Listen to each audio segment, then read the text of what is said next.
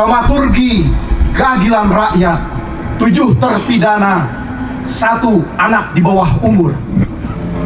Apakah hanya karena sebuah kasus laku diperbincangkan di media sosial baru keadilan dan keamanan itu ada? Di mana? Di mana letak nurani?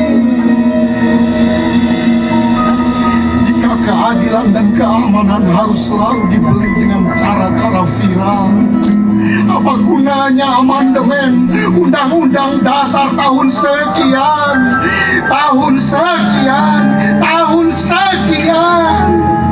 jika pengoperasian kalian masih menjiplak cara-cara penjajah? Ya, keadilan dan keamanan bagi rakyat seringkali berupa pembiaran atau drama rekayasa, bahkan bentuknya selalu berupa penyiksaan. Apakah tindakan demikian itu terhubung? Anjing, goblok! Ari dararia, buka bina-bina teuing, anjing! Bukan bina-bina teuing, anjing. Jelema nu teu salah disiksa seumur hidup. Geus ugu kabongkar dramana masih keneh nyieun skenario anyar, anjing. Woi! Mampus kau dicium popor dan diinjak kaki kursi. Mampus kau meneguk kencing dan matamu kena balsem. Mampus kau ditinju tendang dan dibuat samsat. Mampus kau diserapai oleh satwa dan cacing maki sampai 7 turunan.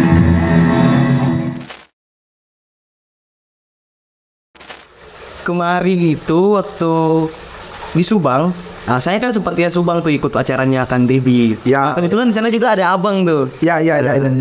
Terus Kang Deddy itu bilang kalau puisi yang sekarang kan kalau nggak salah abang ada bikin puisi baru lagi ya? Betul. Bikin puisi baru lagi. Judulnya Dramaturgi Keadilan Rakyat di Balik 7 terpidana, 1 anak di bawah umur, 1 anak di bawah umur. Itu judulnya tuh. Nah, Kang Deddy itu ada bilang loh, kalau puisi yang abang baru buat, yang baru puisi baru ini itu sempat kayak itu sama peristiwa Sintun Karta.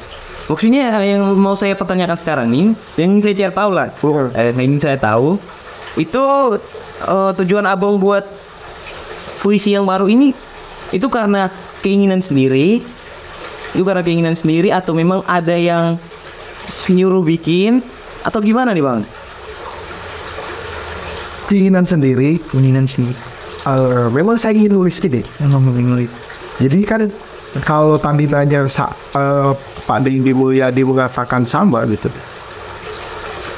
Kasus salah tangkap betul. Premis Pak Deddy terkait dengan 7 terpidana, 1 anak di bawah umur itu memang premisnya adalah orang salah tangkap. Gitu. Sama ya kasus mafia, untuk kasusnya ini sama. Kasus saya yang ini kan belum selesai. Iya.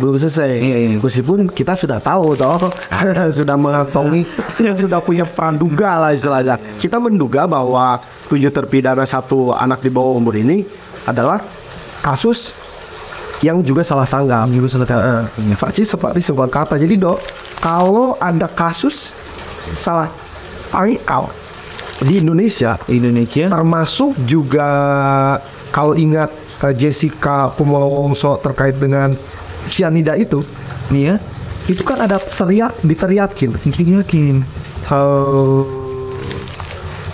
Kasus Surakarta terulang kembali, gitu. Ada gitu. Gitu. Pokoknya setiap kasus salah tangkap itu selalu yang dibawa adalah kasus salah tangkap Soekarta, dan itu terulang kembali gitu. Nah, Pak Deddy mungkin melihat kasus 7 terpidana, 1 anak di bawah umur ibu gitu. Itu persis seperti kasus salah tangkap Soekarta dan terulang kembali. Seharusnya itu tidak boleh ya bang. Iya dong, kau tuh masa tiba-tiba kamu saya pidanakan.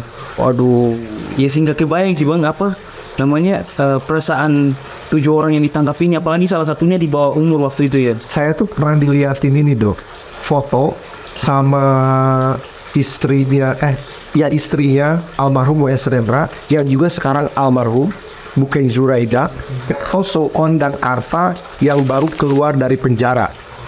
Itu tangannya tuh begini aja, sampai nggak bisa begini. Gak bisa diperenggang. Gini, gini aja, kayak begini. Karena apa coba? Disiksa. Karena disiksa. Wah, ini tuh habis dia bercerita bagaimana ini tangan tuh digencet apa kaki kursi sugal thank you. Padahal nggak tahu apa nih mereka. Yes, Di ruang apa yang yes? Aku ingin. yes. Nah dari situ yang nggak akan hati abang untuk membuat puisi baru ini. Yes, salah satunya yang tinggi dari titik tekannya yang dramaturgi keadilan rakyat di balik 7 terpidana 1 anak di bawah umur itu, titik tekannya adalah apa ya? Karena sudah ada media sosial gitu, Media sosial, ya. Sehingga setiap orang bisa mengikuti alur dari berbagai kasus. Sehingga kita bisa mengetahui dan mengawal ini ada drama atau tidak. Gitu. Jadi titik tekannya di dramaturgi keadilan rakyat itu adalah soal bagaimana skenario itu diciptakan oleh para penegak hukum. Gitu sih. Iya, sudah pada pintar. Skenario mengalahkan orang-orang kesenian. Kira-kira gitu. Jadi ya sampai sisi ya ironi lah ya. Saya ingin berbicara ironi, tidak bermaksud apa-apa, tapi bahwa sehebat apapun tupai melompat Pasti akan jatuh jua gitu. Sehebat apapun ini kamu membuat skenario dalam kehidupan nyata, lama-lama kebongkar juga. Kan jadi malu. Yang malu apa? Bukan hanya dia, tapi dia membawa institusi tertentu. Dia membawa hajat hidup orang banyak. Dia membawa gara-gara satu titik tinta dan itu merusak air sebelah. Gitu, bro. Jadi hati-hati soal skenario ini, bro. Bahkan kalau bisa ya janganlah adil jujur itu penting, jujur itu mesti jadi karakteristik kita gitu. Jangan sampai kita ini jadi bangsa yang hipokrit. memang seorang pemimpin itu harus jujur dong. kunci untuk poin kunci ini namanya harus jujur ya tuh. Betul, jujur Dalam hal apapun, bukan hanya pemimpin, pemimpin kita juga. Kita juga harus jujur. Kalau enggak ya kita akan jadi bangsa hipokrit bayar. Kamu rokok aja dari tadi apa ya? Gak apa-apa bang, selatan bang. Cuma ada kopinya bang, diminum bang. Kopinya enak. Ini yang bikin Pak Purwanto. Iya, terus Aja namun enggak sih. Kopinya dahsyat. Nah, harapan abang setelah kira-kira puisi abang yang baru ini jadi, harapannya apa nih bang? Harapannya tentu saja itu tadi ada dalam kesadaran bersama bahwa jujur itu penting, adil itu penting, adil itu harus jadi fondasi kita di dalam membangun negara. Apalagi misalkan kita meniatkan diri kita menjadi pemimpin dan bangsa gitu ya, pemimpin daerah gitu, adil, amanah, jujur gitu. Ya itu harus ya. Kalau enggak gitu kasihan rakyat ya. Soalnya ya kamu pimpin bukan satu dua orang. Gitu. Intinya akan kalau salah-salah dalam memimpi ya membunuh generasi ini. Itu saling harus. Sangat heroik sekali ya. Tapi memang kenyataannya begitu gitu. Para pemimpin. Aku nih rakyatmu kita gitu dah ya. Jadi tolong. Apa tuh please.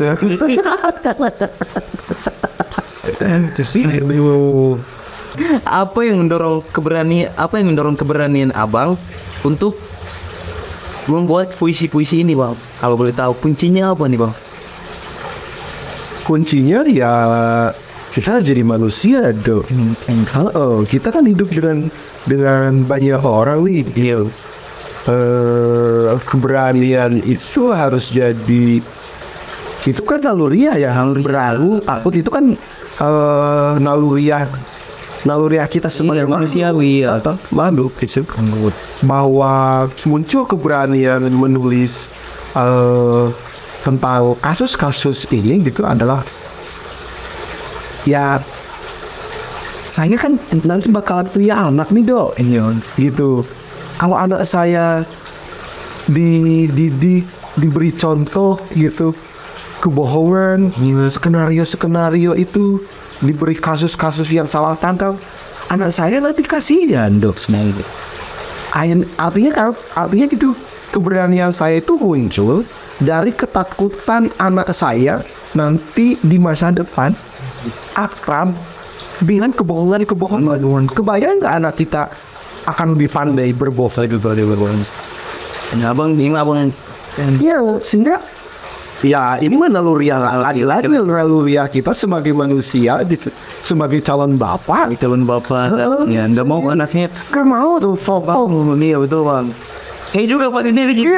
Kamu pasti harus berani loh. Berani. Mengatakan bahwa ayo please lah gitu. Masa sih kita membangun peradaban ini dengan kebohongan, dengan drama, dengan apa gitu. Yang penting selama itu benar, selama itu baik untuk kita semua, harus berani. Iya dong. Kalau memang itu bohong ya pasti Ngapain dibuat juga sama kalian gitu. Saya berbohong enggak. Intinya apa ya? Saya ada ketakutan terkait dengan masa depan anak yang betul. Kayak gitu. masa depan. Saya gak mau anak saya dididik oleh peristiwa-peristiwa yang membuat kita pandai berbohong. Cukup lah itu di drama pertunjukan gitu. Cukup itu sampai kita aja. Panggung aja. Panggung aja. Kalau mau berbohong di panggung aja. Panggung pertunjukan ya. Bukan panggung sosial. Cuak gitu. Abang kan diundang di sini sebagai pengisi acara nanti nih. Acara malam Rabuan ya kalau nggak salah malam Rabuan ya. Pengajian Majelis Rabuan. Abang diundang sebagai pengisi acara membaca puisi. Puisi. Nah, kalau boleh tahu puisi yang nanti abang membacakan nanti apa nih? Ada 4 yang ingin saya bacakan. Pertama, karya W.S. Rendra, Pesan Pencopet pada Pacarnya. Dan 3 puisi yang saya tulis yang itu yang judulnya Sung Kuning. Sung Kuning tentu saja Mata Luka Sengkon Karpa karena diminta sama Pak Purwanto Langsung. Sama satunya lagi pidato Elman Bitros menjelang Pilkada 2024. Sabar nih mereka. Siap. Itu bisa kita main-main lah. Itu random. Sampai walau sudah nih. Gitu sih. Dan dari saya diundang ke majelis perempuan ini satu penghormatan ya dia. Karena majelis dan ada pengajian tapi juga ada baca puisi gitu. Bagiku ini menarik gitu. Ini perkautan yang lebih rileks gitu. Bahwa spirit menyampaikan kebaikan itu, mengabarkan kebaikan itu gitu, tidak melulu harus melalui satu terma pengajian gitu, tapi juga lewat puisi gitu. Menarik sekali gitu. Mungkin ya lewat kesenian gitu, kayak gitu ya. Mungkin lewat stand up komedi. Itu kan yang menyampaikan kebaikan tuh gitu. Iya bang, BTW ntar malam saya stand up nanti nih. Sama. Udah dahsyat. Saya sudah diminta Pak Purwanto langsung. Jadi ada puisinya dan juga ada stand up-nya nanti. Wah, keren. Saya sedikit cerita nih bang. Izin sedikit cerita. Itu pertama kali dengar puisinya abang yang Sempurnangkarta itu kan waktu kelas 2 SMP tuh. Kelas 2 SMP, saya waktu kelas 2 SMP tuh.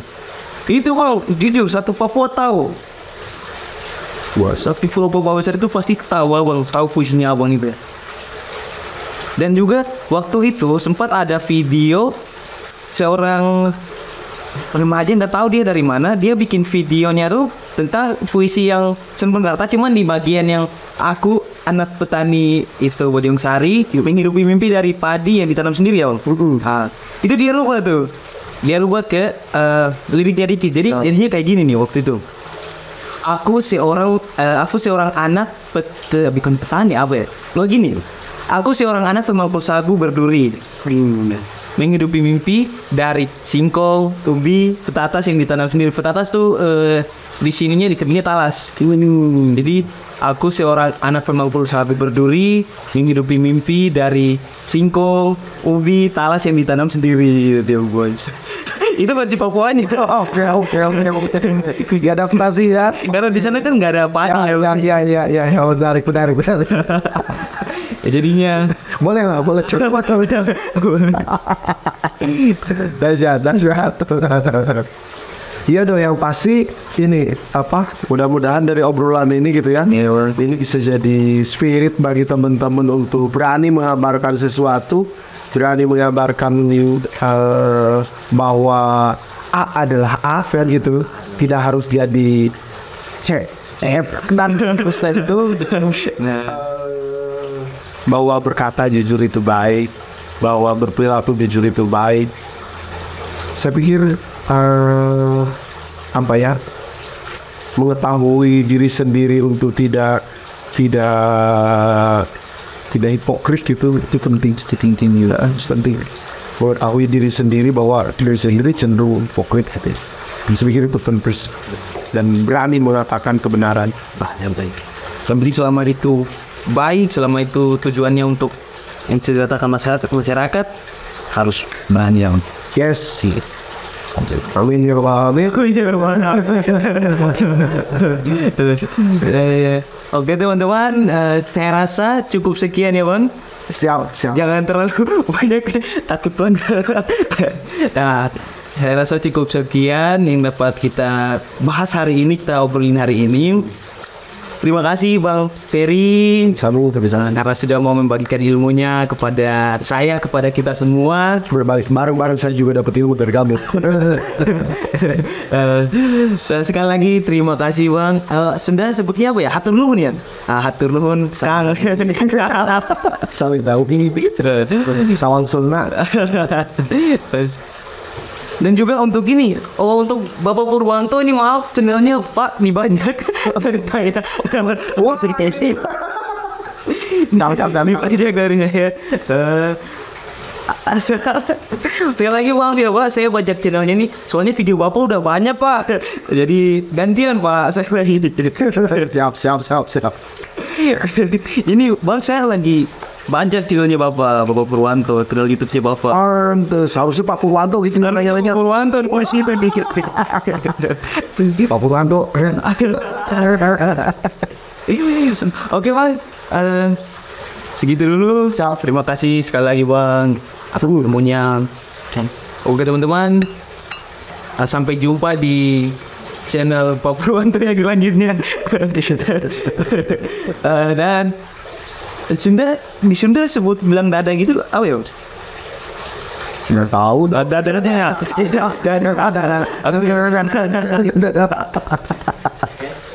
Astaga, apa? Ciao.